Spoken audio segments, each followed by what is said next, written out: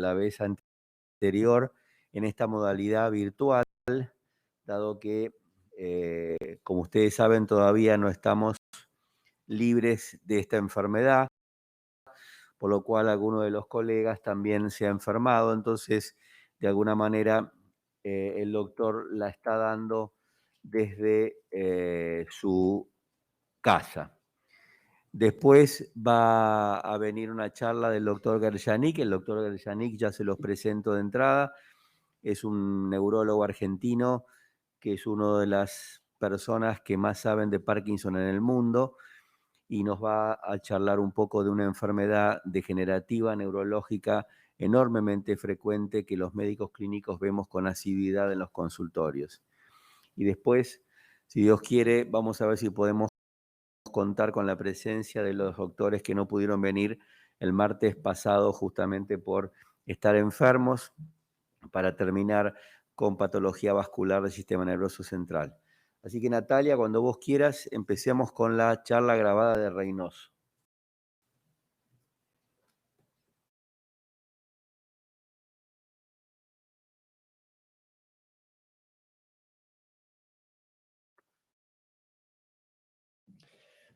Hola, ¿cómo están? Bueno, en esta ocasión vamos a charlar un rato sobre la introducción a la espectroscopía, fundamentalmente las lesiones focales, y vamos a realizar alguna introducción a las principales patologías neurodegenerativas que afectan al sistema nervioso central.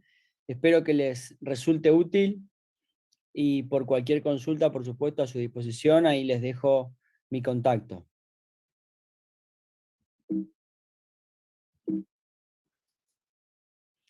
Me pareció una forma mucho más entretenida de abordar estos temas a través de la presentación de casos, así que vamos a ir revisando algunos casos que nos van a ir llevando al desarrollo de estos temas. Vamos a mostrar un primer caso con una paciente mujer de 32 años, donde se realiza una secuencia de espectroscopía con un voxel único en la región frontal del lado izquierdo. Ahí vemos una secuencia que está ponderada ante 2. Y bueno, vamos a hacer una consulta a la audiencia a ver si pueden, con las características imagenológicas y con la espectroscopía, podemos pensar en algún diagnóstico.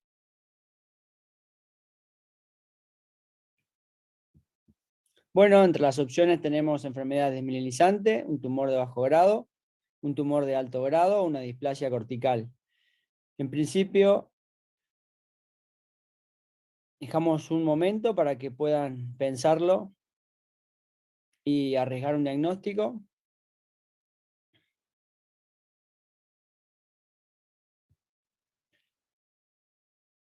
Efectivamente, es una lesión aparentemente tumoral de bajo grado con respecto a las imágenes con las que disponemos. Por supuesto, el diagnóstico definitivo siempre es por anatomía patológica, sobre todo en el caso de las lesiones focales tumorales, pero por las imágenes podemos suponer que no es una lesión de alto grado, debido a que aparentemente cuenta con escasa vascularización. No tenemos algún indicio que nos indique que pueda ser una displasia cortical, aunque también sería interesante poder contar con con otras secuencias para este caso.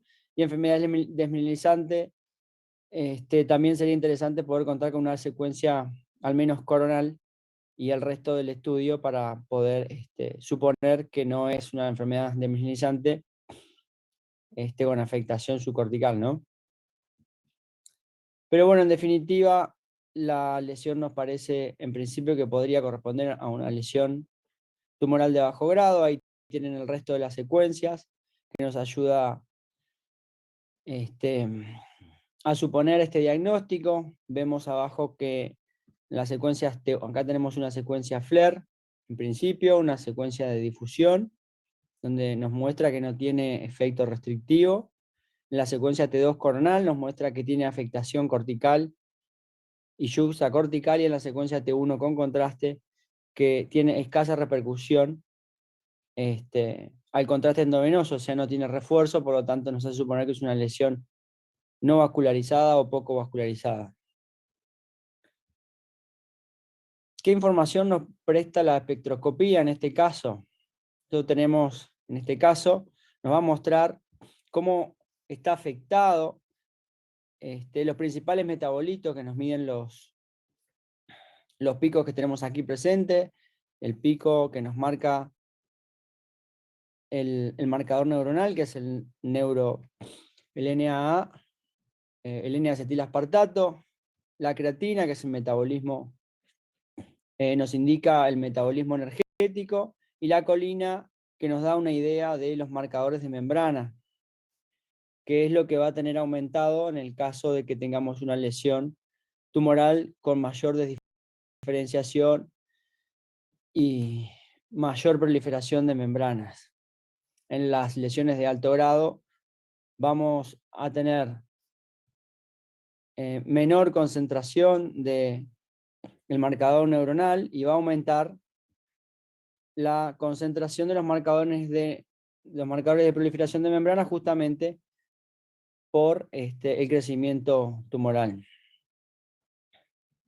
Vamos a verlo como esto fue en el año 2012 y cómo a lo largo del tiempo se van a ir modificando estos metabolitos para que podamos entender un poco mejor cómo funciona la espectroscopía. Ya en el año 2014, este paciente vuelve a hacerse un control en la lesión que habíamos visto en el año 2012. Fíjense cómo está de mayor tamaño, donde inicialmente la lesión era pequeña, córtico-yuxtacortical, y no había prácticamente modificaciones en el respecto a los valores normales del marcador de neuronas, con una colina cuya relación con la creatina parecía relativamente normal. Ya en el año 2014 vemos un aumento del marcador de proliferación de membranas, con una estabilidad general del marcador neuronal. Pero fíjense cómo es el movimiento respecto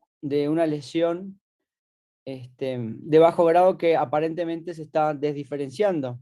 En el año 2015 continúa con esto y comienza a descender el marcador de neuronas, el N-acetilaspartato, con una lesión de mayor tamaño. La recomendación en este caso sería realizar la intervención quirúrgica para extirpar la lesión, porque vemos que están aumentando los marcadores de diferenciación y comienzan a aparecer otros marcadores de proliferación de membranas, sobre todo que se pueden observar en lesiones de bajo grado, como el mioinositol, que resuenan aproximadamente a los 3,5/3,6 parte por millón en la base del espectro. Podemos hacer, además de la espectroscopía de voxel único, la espectroscopía de múltiples voxeles en este tipo de lesiones. ¿Para qué nos sirve? Nos sirve para que podamos comparar en diferentes planos y en diferentes áreas de la lesión, y también poder compararlas con respecto de otras áreas. Nos puede ser útil, nos puede resultar de utilidad para ver cuál es el lugar más conveniente donde se podría realizar una biopsia, donde tengamos mayor proliferación de membrana o mayor cantidad de colina, con menor cantidad de N-acetilaspartato, que es el marcador neuronal. Vamos a suponer que ahí hay mayor actividad neuronal y que tumoral, y que en ese sitio sería conveniente donde realizar la biopsia para poder obtener un mejor resultado. Si comparamos en las secuencias morfológicas, o sea, simplemente en el T2, no podemos diferenciar dónde habría mayor actividad, pero teniendo alguna idea a través de la espectroscopía nos podría ayudar de alguna manera a averiguar cuál es el sitio donde podemos realizar la biopsia. Fíjense dónde está parado este voxel. Ahí tengo marcador neuronal, NA. No tengo gran aumento o gran variación del marcador de proliferación de membranas o tumoral. Pero en el centro de la lesión sí tengo mayor cantidad de colina, y no tengo N-acetilapartato. También habíamos realizado una reconstrucción tridimensional para la medición del volumen de la lesión.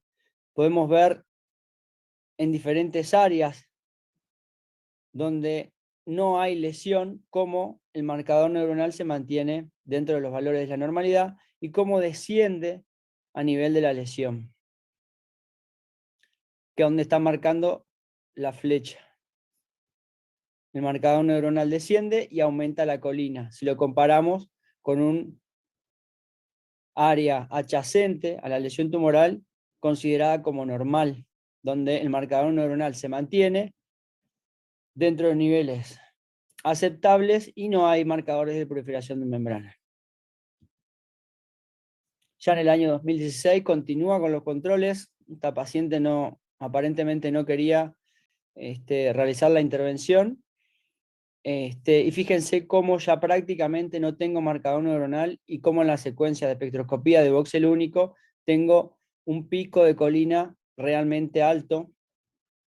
Realizamos una secuencia a su vez de perfusión cerebral para poder saber el grado de vascularización de la lesión y por suerte se mantiene, por suerte para el paciente, ¿no? Se mantiene aún con baja vascularización, ya que si las lesiones que realizan no tienen ni angiogénesis, como los gliomas de mayor grado, tienden a necrosarse, a tener mayor crecimiento y con mayor posibilidad de expansión.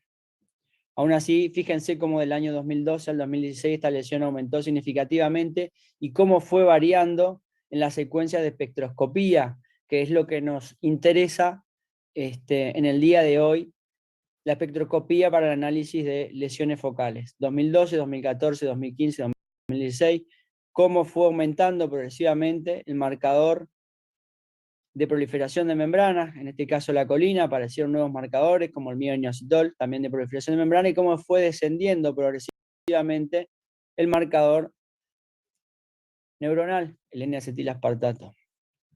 Me pareció que puede ser muchísimo más útil a través de un ejemplo, poder entender de manera evolutiva para qué nos puede ser útil la espectroscopía en lesiones focales.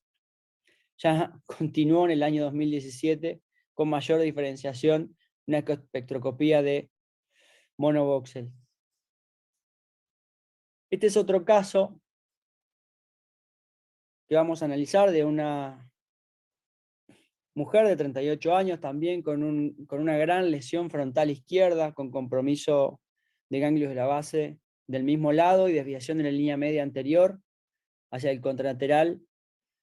Creo que este era un paciente que sufría un astrocitoma que había sido tratado.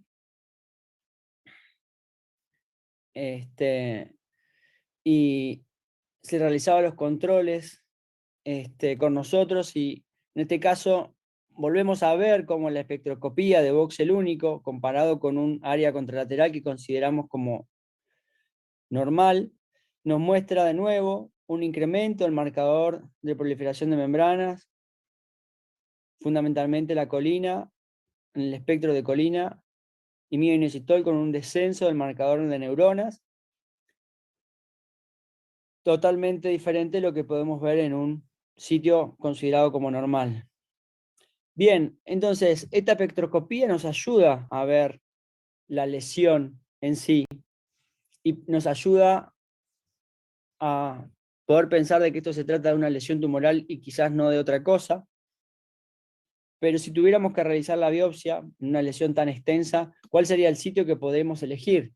Entonces, fíjense cómo otra vez la espectroscopía de múltiples voxeles nos ayuda a ver cuál es el sitio que hay menor concentración de marcador de neuronas. Fíjense, acá tenemos los voxeles representados. En este sitio, ahí tenemos menor concentración de neuronas. En estos tres voxeles, o en estos tres sitios que tenemos aquí, también tenemos mayor concentración de proliferación de membranas. Entonces, estos serían los sitios que quizás serían más convenientes si hubiera que programar una toma de biopsia, para este caso en este paciente. Podemos hacer los mapas de marcador de neuronas y de marcadores de proliferación de membrana, o sea, N-acetilaspartato, que lo vemos a la izquierda. ¿Y dónde está la colina? Que lo vemos a la derecha. Fíjense que los voxeles 10, 15 y 20, que son los que menos marcadores de neuronas tienen, son los que más marcadores de proliferación de membranas tienen, o sea, colina, o sea, posible lesión tumoral activa. Muy bien. Acá tenemos otra lesión focal en una biopsia que inicialmente se realizó del lado derecho. El resultado de la biopsia arroja astrocitosis reactiva, no parece que fuera astrocitosis reactiva inicialmente, por lo tanto se intenta realizar una segunda biopsia por electroscopía, una lesión que tenemos en los dos tálamos, pero en principio uno diría por la secuencia morfológica, en este caso una secuencia en plano axial, FLAIR, que la lesión de mayor tamaño que está en el lado derecho es la que nos puede arrojar mayor rédito en el análisis del estudio. En una segunda biopsia, esta lesión dio positivo para ependimoma. Acá tenemos el mapa de colina con el gráfico. Y cuando realizamos a su vez la secuencia de múltiples voxeles, en un futuro, vemos que la lesión creció significativamente del lado contralateral y que tenemos mayor marcador de proliferación de membranas del lado contralateral, o sea, del lado izquierdo, con menor marcador de neuronas, o sea, de tejido normal. Si a esto lo correlacionamos con la secuencia de perfusión cerebral, tenemos que hay mayor signos imagenológicos, mayor cantidad de signos imagenológicos de perfusión positiva en el lado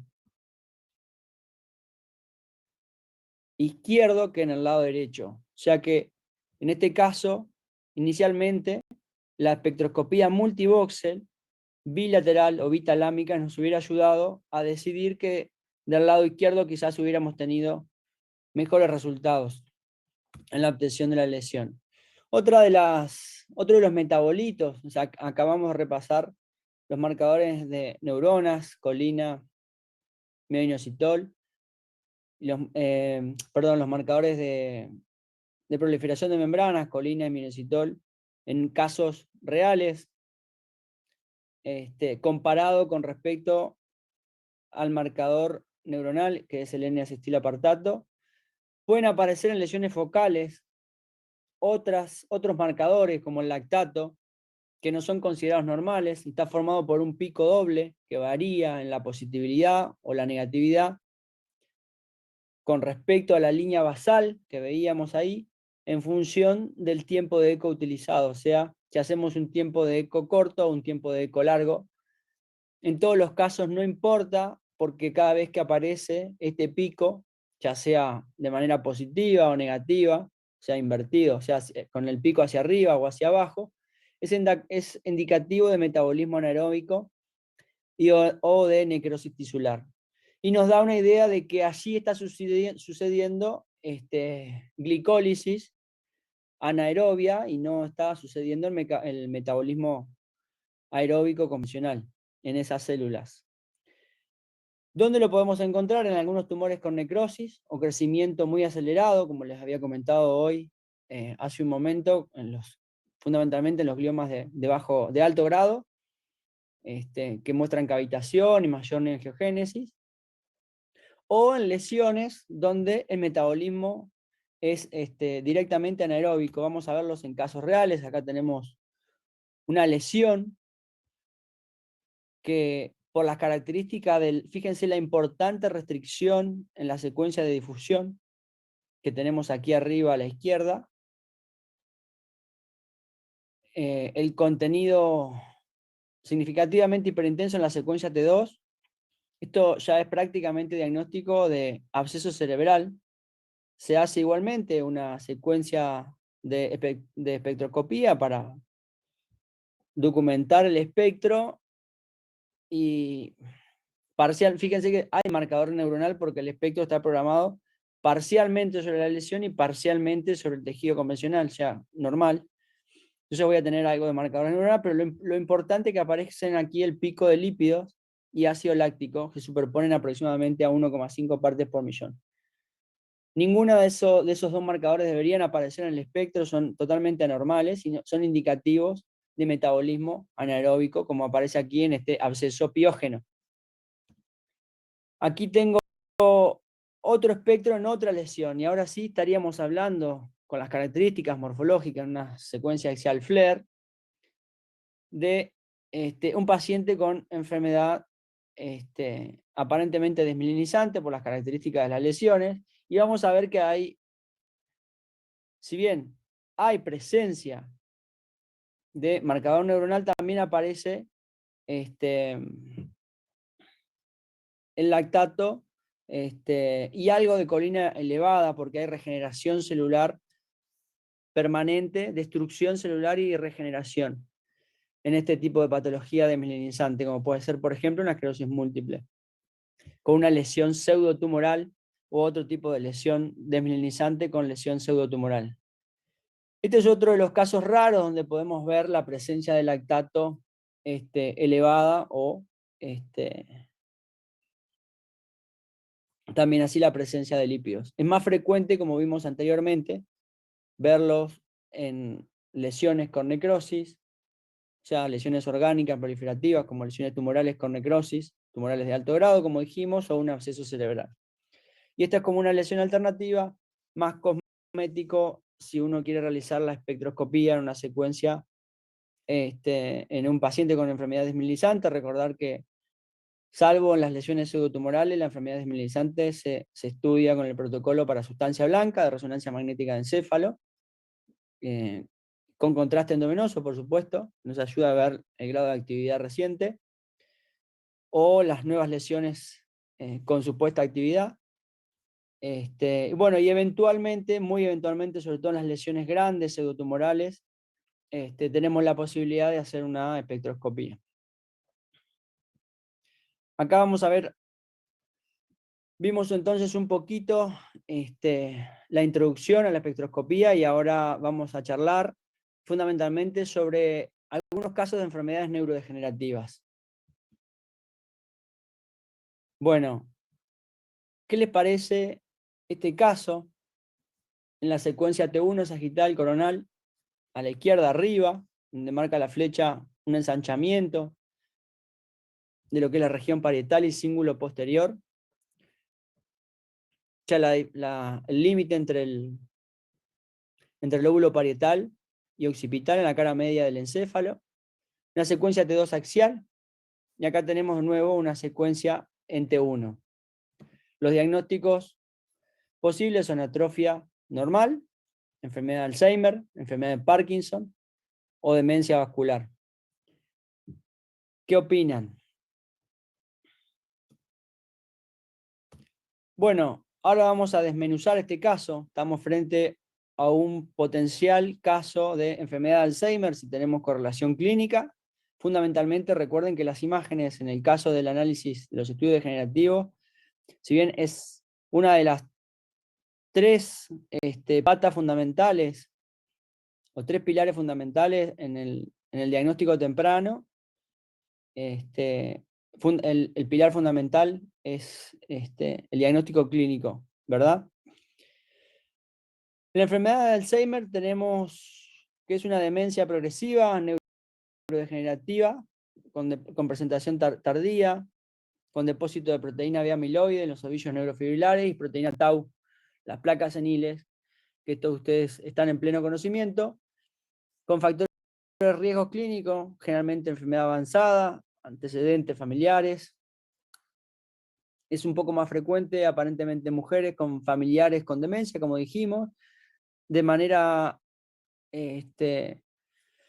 estadística se ha documentado en pacientes mayor, con pacientes fumadores, o síndrome de Down.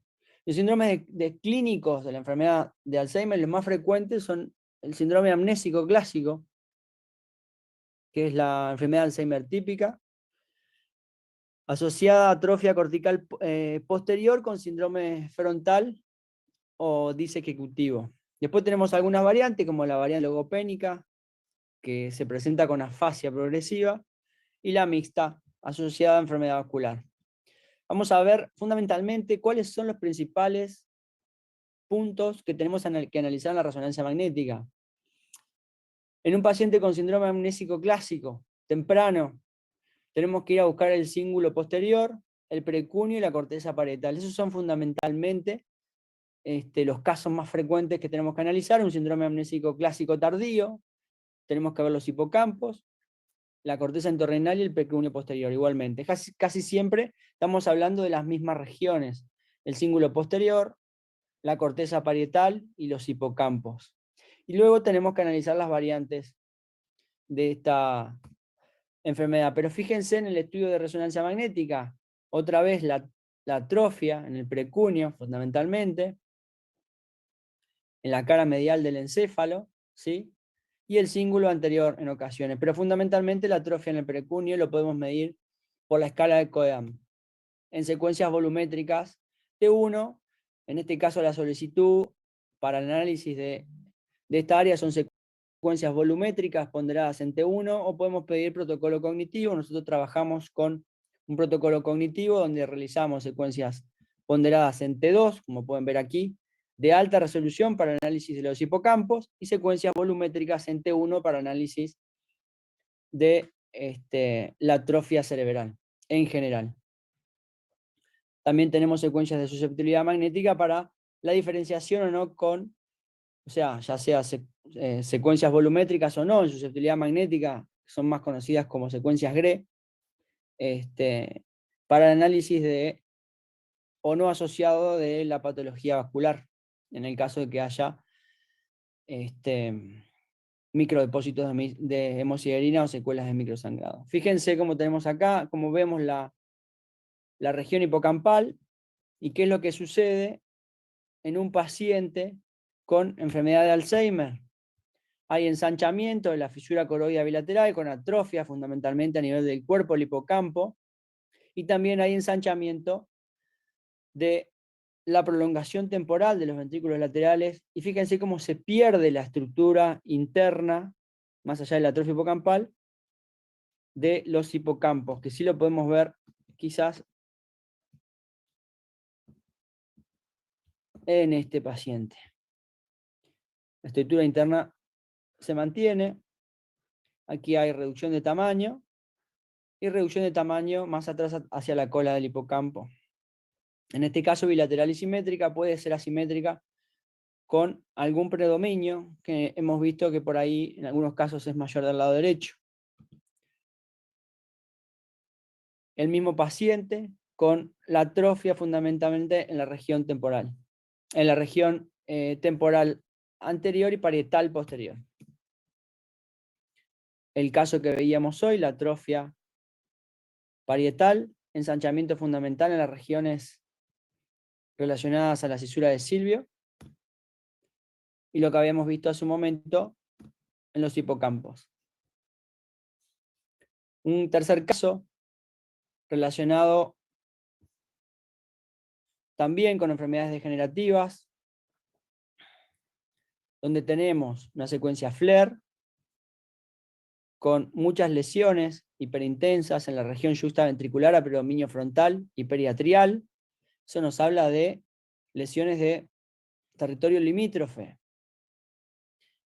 Ensanchamiento de los espacios perivasculares próximos a la corteza, pequeñas lesiones sutiles corticales en la secuencia volumétrica, lesiones más grandes a nivel, en este caso, lentículo capsular y frontopercular y subinsular,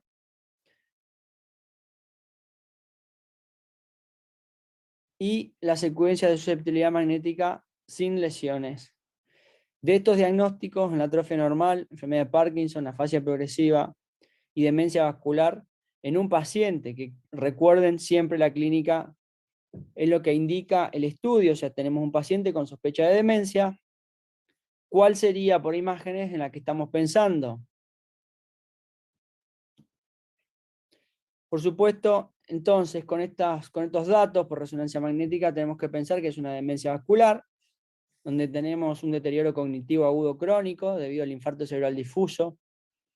Diagnóstico difícil porque se supone el diagnóstico se puede superponer con enfermedad de Alzheimer o demencia de los cuerpos de Lewy. Las causas son las enfermedades de pequeños vasos, en general,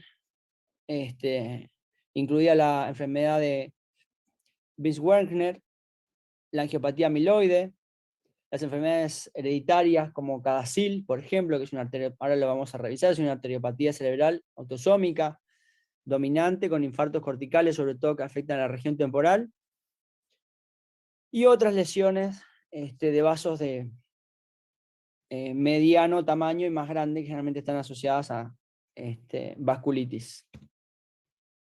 Bueno, veamos las enfermedades de pequeños vasos, la causa más común del trastorno cognitivo vascular, es una de las causas que habitualmente vemos en la práctica clínica, los pacientes de mayor edad, que afecta la función ejecutiva, la velocidad de procesamiento, y tiene las características de ser isquemias múltiples de pequeños vasos, puede estar o no asociado a microhemorragias.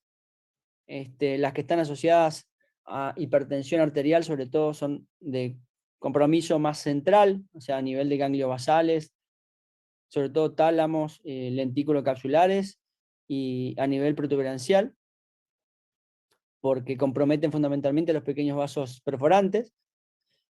En el estado crónico pueden dar hipoperfusión cerebral con lesiones, como vimos en el paciente anterior, en territorio limítrofe, sobre todo periatriales, degeneración difusa, la sustancia blanca, y como vimos hoy, los espacios perivasculares de Virchow-Robin incrementan el riesgo a padecer demencia y aumentan con la demencia vascular. La resonancia, como vimos hoy, en la sustancia blanca, muchas lesiones puntiformes que pueden tender o no a la confluencia, sobre todo cuando hay mayor compromiso, son confluentes en la región periatrial y en ambas coronas radiatas y centros semiovales.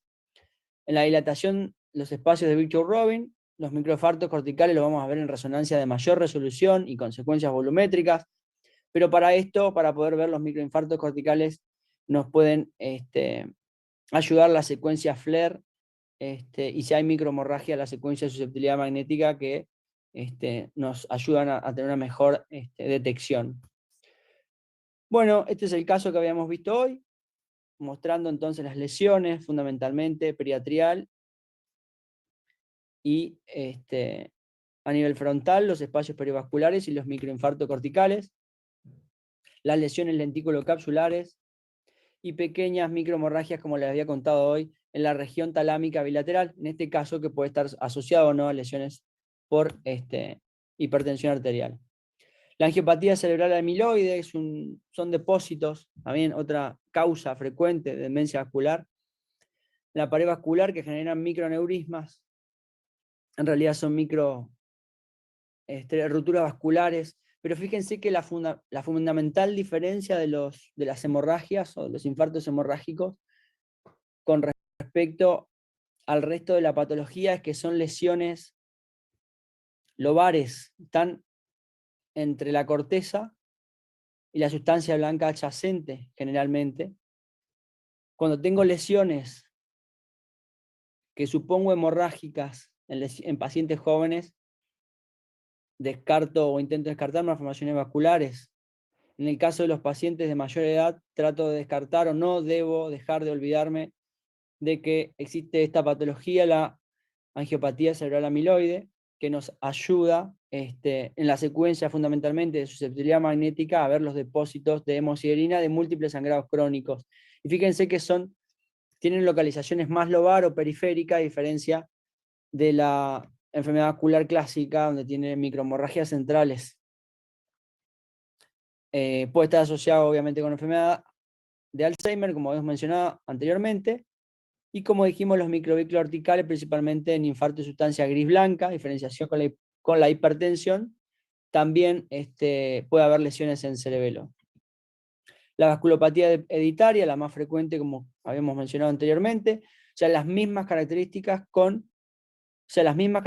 de lesión por imágenes en las secuencias, que nos suponen patología vascular, pero que afecta fundamentalmente la región temporal bilateral en pacientes generalmente de mayores de 40 años, en ambos lóbulos temporales y compromiso de la ínsula.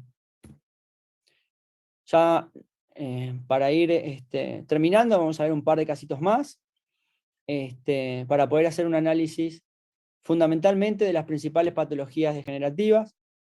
Otro caso donde tenemos una secuencia en axial T2 con un paciente con vértigo. Fíjense que la clínica es fundamental, la alteración de la marcha y obviamente el deterioro o queja cognitiva del paciente, que nos hace sospechar que puede estar entrando en una lesión demencial. Enfermedad de Parkinson, enfermedades por priones, hidrocefalia normotensiva y afasia progresiva primaria son las opciones. Bueno, debido al ensanchamiento de los ventrículos laterales, suponemos que es una hidrocefalia normotensiva, idiopática, en este caso, siempre hay que correlacionarlo con la clínica. La ventriculomegalia, con tensión normal, es la característica de esta patología, con la tríada clínica del trastorno de la marcha, el trastorno cognitivo y finalmente con incontinencia urinaria. Recordar que esta clínica no se da desde el principio del paciente, sino que empiezan con trastornos cognitivos muy leves y a medida que va progresando la patología, se van agregando el resto de los síndromes clínicos. La punción lumbar se ha descrito que en ocasiones puede mejorar la clínica de los pacientes, de 30 centímetros cúbicos de líquido cefalorraquídeo, sobre todo el trastorno del equilibrio y la incontinencia en pacientes con enfermedad más avanzada, y de alguna manera se ha descrito también que contribuye de alguna manera a detectar a aquellos pacientes que tienen un mejor pronóstico en el shunt ventricular, en el tratamiento con shunt ventricular. En las imágenes es lo que vimos hoy. ¿Qué queremos averiguar? El índice de Evans, que nos ayuda a ver, en definitiva, la ventriculomegalia con un índice mayor a 3, como ya todos lo conocemos, o otra de las medidas por resonancia magnética que podemos tomar es el ángulo calloso, que es la medida del ángulo que forma el cuerpo calloso con las paredes de los ventrículos laterales, haciendo una perpendicular que pasa por los tubérculos cuadrigéminos en la parte posterior, prácticamente la unión del cuerpo con el esplenio. Allí tomamos el ángulo, y si tenemos un ángulo agudo, el ángulo generalmente tiene que ser menor, o sea, se toma como parte el ángulo de los 90 grados, el ángulo entre 50 y 80 grados, una sospecha de hidrocefalia normotensiva cuando tengo un ángulo agudo.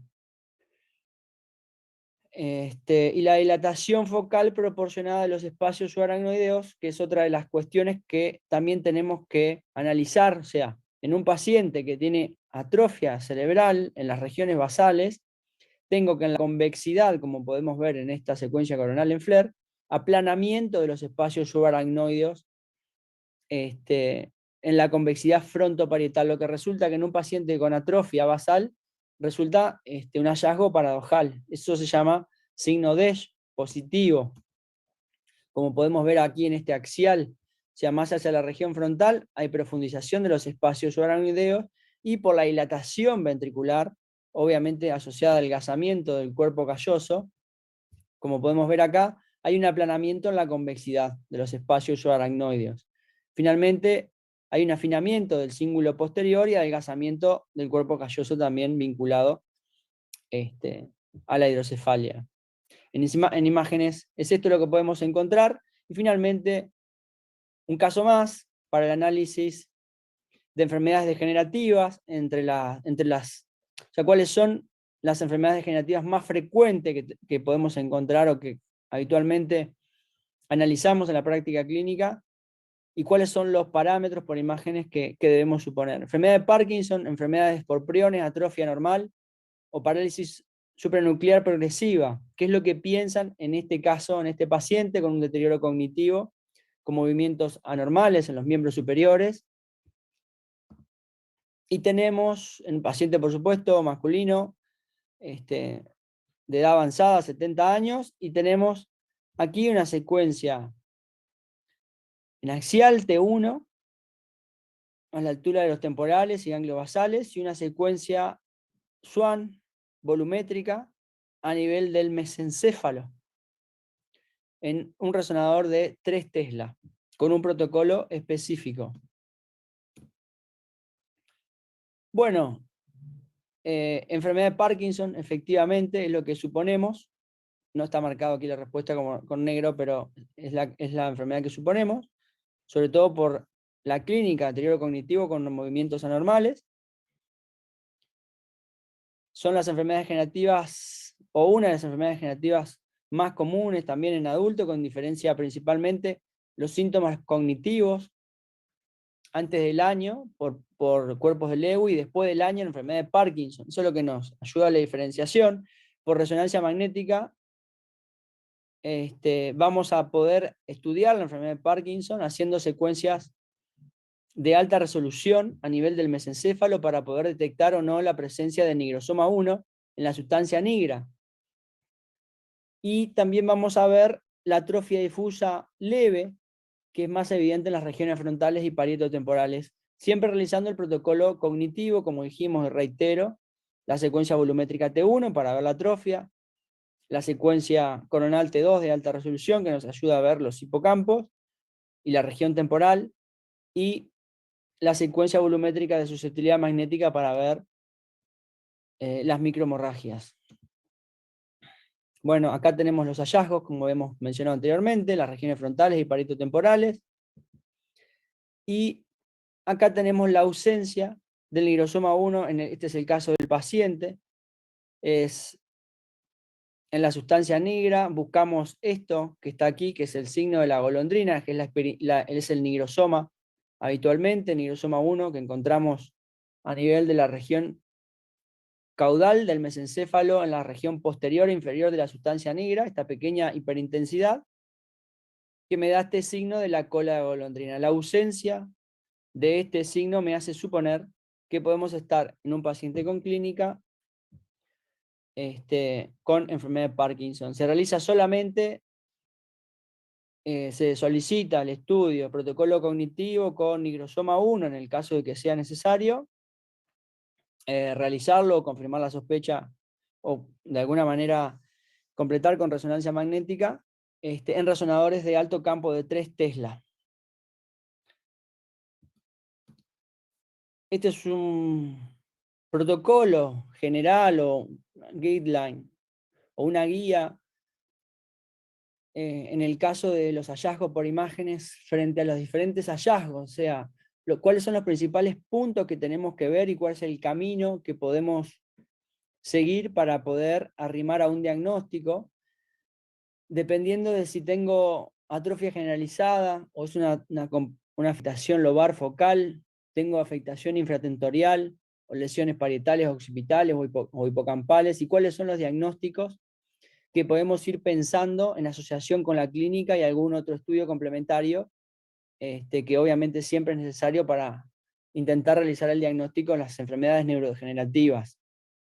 Nosotros, por resonancia magnética, generalmente utilizamos, como ya les conté, el protocolo cognitivo, donde realizamos secuencias volumétricas T1, donde usamos la escala MTA, volumétricas T1 para ver la atrofia en general del encéfalo y las coronales T2 para ver los hipocampos. Usamos escala Scheltens MTA para ver la atrofia temporal media en general, fíjense, una escala que va de 0 a 4. La escala de Coeda para ver fundamentalmente la atrofia posterior, generalmente parietal, que nos ayuda mucho, como hemos visto, en la enfermedad de Alzheimer, con escalas que van de 0 a 3. El índice de Evans, el ángulo calloso, para ver el tamaño de los ventrículos y la sospecha de patología relacionada con hidrocefalia. La secuencia FLAIR convencional, que se realiza en todos los estudios de encéfalo, nos ayuda a ver la posibilidad de las lesiones, como podemos ver aquí, vasculares, donde tenemos las escalas de Faseca que van del grado 1 al 3, y después las secuencias volumétricas que nos ayudan a ver, o específicas, que nos ayudan a ver las lesiones a nivel infratentorial con o sin afectación del cerebelo, o como vemos aquí, del tronco del encéfalo. Este es un resumen en general de cuáles son los principales hallazgos por resonancia magnética, las lesiones degenerativas, donde como conclusiones es importante realizar los diagnósticos en etapas tempranas, hallazgos típicos como los hemos visto en las secuencias específicas de resonancia magnética, no olvidarse de los biomarcadores que en algunos casos son muy útiles, y en uso de terapias que modifiquen la enfermedad también puede resultar útil ya dentro del campo de las aplicaciones clínicas. Esto es todo, espero que les haya resultado útil, y en general, como ya les mencioné, esta es una charla introductoria que nos da un pantallazo muy general de los hallazgos que encontramos en espectroscopía, en lesiones focales y en las enfermedades neurodegenerativas. Bueno, muchas gracias y hasta la próxima.